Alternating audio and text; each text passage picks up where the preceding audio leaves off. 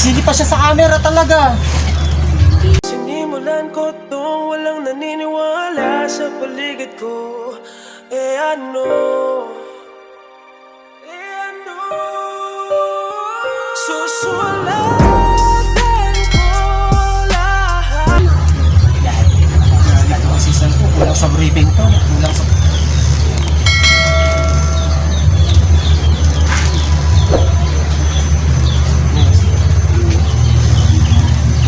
Dito ba kuya, medyo masakit sa'yo? Hindi naman.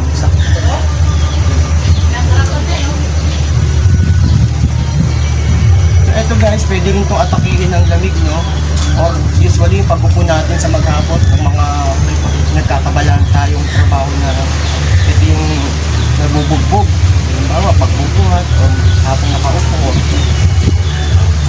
mabibigat na bagay na binubuhat natin. Wala sa posture yung pagbubuhat.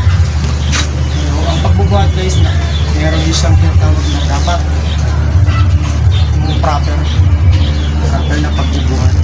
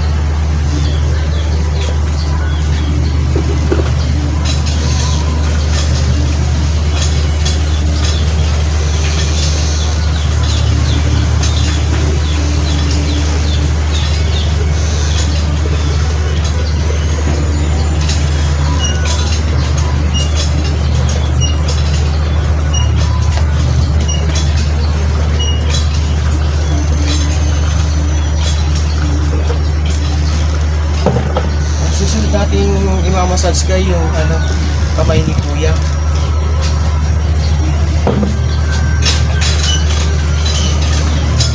Dito guys, sa part naman na ito rin sa pinakamahalaga na kung saan na ginagamit natin yung kamay natin sa mga gawain, pagbubuhat din, para mag-lift up yung mga bagay na binubuhat natin. Nagamitan natin yan ng daliri. At kapag usually sa mga edad ni kuya, candidate na sa tinatawag na arthritis, dapat merong yun. Kita niyo yung reaction ni kuya, oh. Ano pa lang, basic pa lang yun guys, ha. Opo. Nagre-react na si kuya na nasasaktan. Ma! Ma! Wala na? Tawa.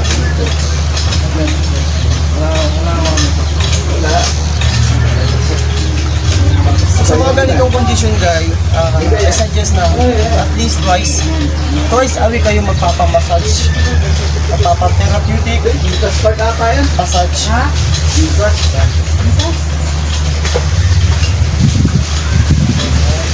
Dapat mo eh. Ah, thank you. Ito, birth certification. Napakuha dyan ng certification. Kasi kailangan pa, akala niya kailangan pa nito kumuha ng ating. Ayun pa rin yung Jesus part lang. Ha? Part? Ano yun? Akala ko yun. Baka nag-start. Maraming benefits pala yung natin guys, no, yung pagpapamassage. Lalo yung sinasabing therapeutic and relaxing massage, no. Yung mga stagnant na daloy ng dugo, kapag ginagalaw natin yan, is nanonormalize yung blood flow niyan. And then, syempre, number one na nire-release yan, yung toxin sa ating katawan. Nag-detoxify tayo ng mga toxin sa ating katawan. Yan, pag naniyo na yan. Yan. Basta regular po yung niya, yung massage niya twice a week po. 2 beses po. Yan. Kung ayaw lang ng bang budget, kahit isang isa lang po.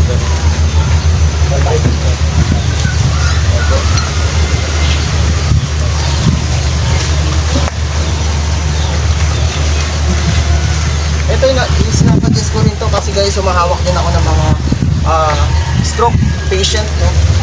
Mga hinahawakan din tayong stroke patient, papatherapy sa atin. Susunod natin yung katawan ni Kuya.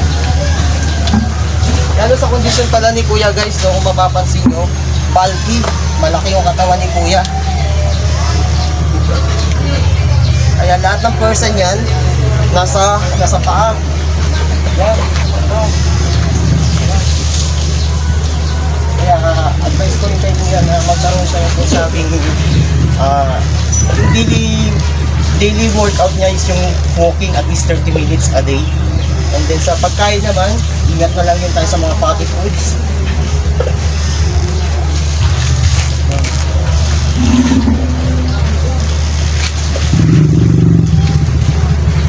Hindi tayo maging candidate dun sa cardiac arrest. Tamasin yung ano natin, BP natin.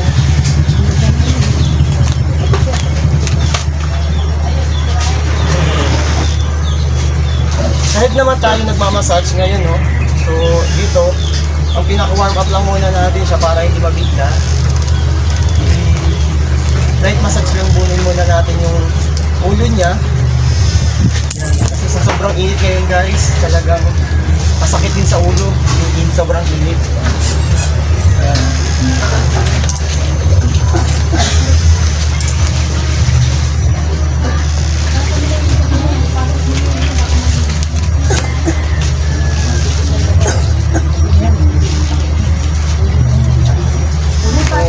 Pinipisil din natin yung mga ano niya, yung points area kung saan nandun yung sinasabi na stress. Sige po yan, gagamitan natin siya ng chiro. And by the way pala guys, nag-apply din pala ako ng konting chiropractic. Relax.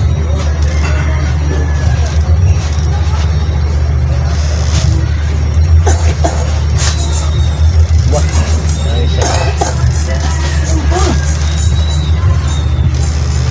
So mamaya, pala guys,